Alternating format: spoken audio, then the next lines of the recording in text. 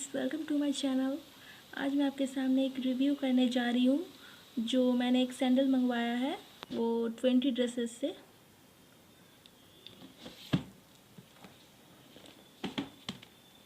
This is the sandal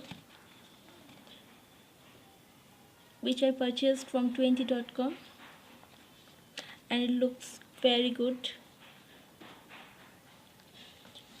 and ये आपको साड़ी के साथ भी जाएगी, सूट के साथ भी जाएगी और any kind of dress.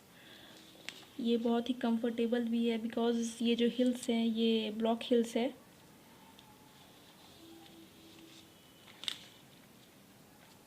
It's very nice product, you can buy.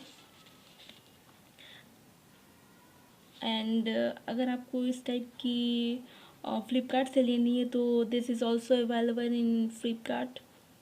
You can purchase from there also, but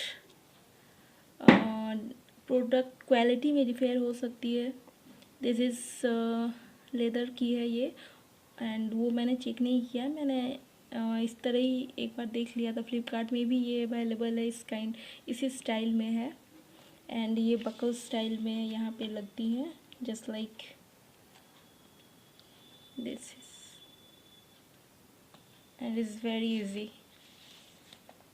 so friends, अगर आपको ये रिव्यू अच्छी लगी तो प्लीज़ लाइक एंड शेयर करें।